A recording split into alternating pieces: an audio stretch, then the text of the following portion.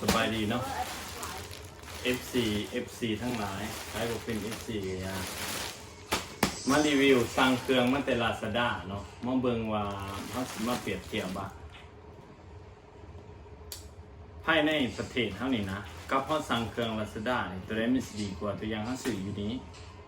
เขาไปเจ้าไปถามแหละราคาเครื่องนี้กับเครื่องที่สั่งลาซาด้าตัวใดดีกว่าเนาะบางที่ทานอยากสั่งเนาะเขาเอิ้นว่าฟรีออเดอร์ท่านใครอยากสั่ง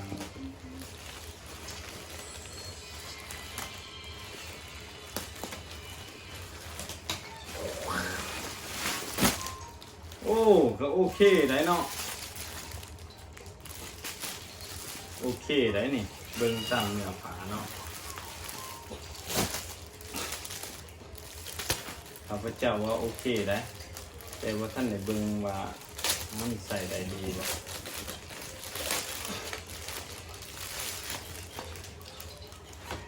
โอ้ถือว่าจบเจือนะ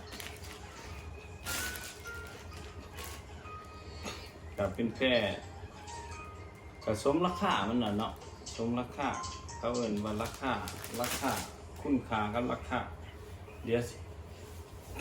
ลองดูเนาะ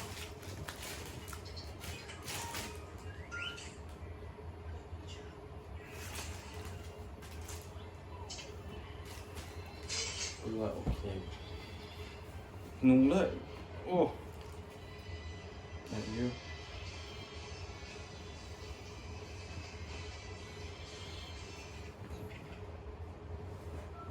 นี่จะเป็นไซส์ยังไซส์ L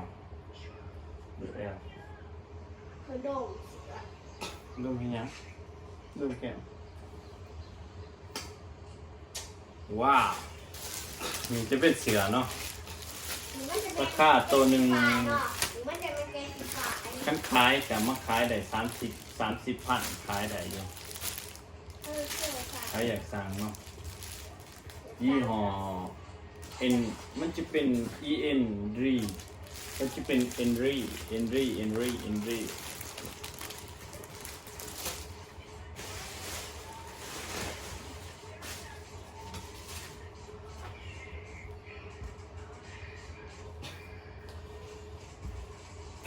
ต่อไปจะมาเบิ่ง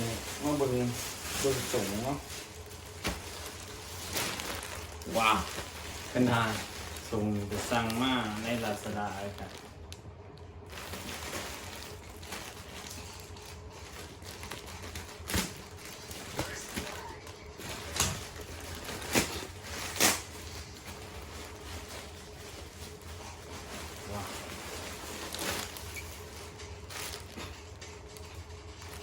ก็โอเคอยู่ไหนเนาะเดี๋ยววันนี้นี่ผงมาคักแน่ที่จิบมาคักแน่ก็โอเคอยู่ไหนมันเทียบใส่ราคามันเนาะว้าวโอเคแล้วมึงเนี่ยบอกหน้าเบิ่งภาษาอังกฤษเด้อโอ้ยน่าเบิ่งภาษาอังกฤษบ่ลองดู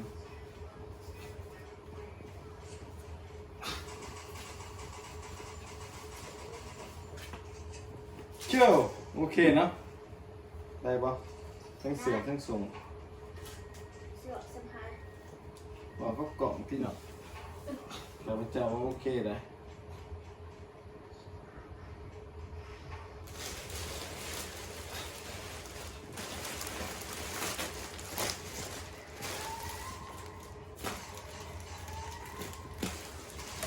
โอเคอยู่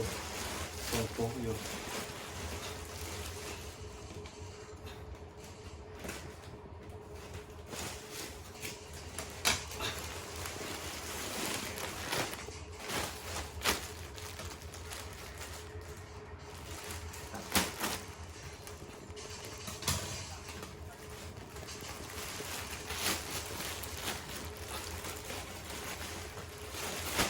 โอเคเนาะ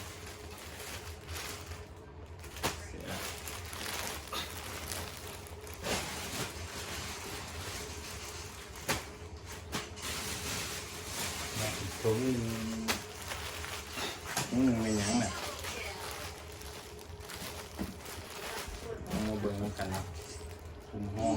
โอเคอยู่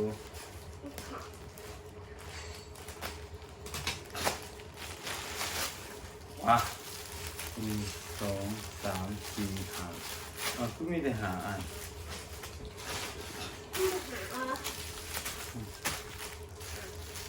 นี่แต่หาอะไรลูกมะกอสเข้าตาเป็น นับนับมันนำอยู่ที่ที่มันยืนนำ 1 2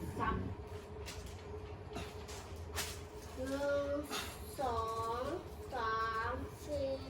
5 6อ่ะเสือคือว่า6คือโจรเลย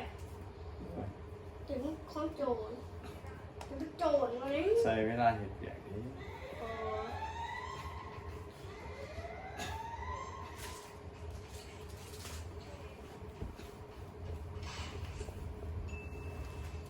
เอ้ย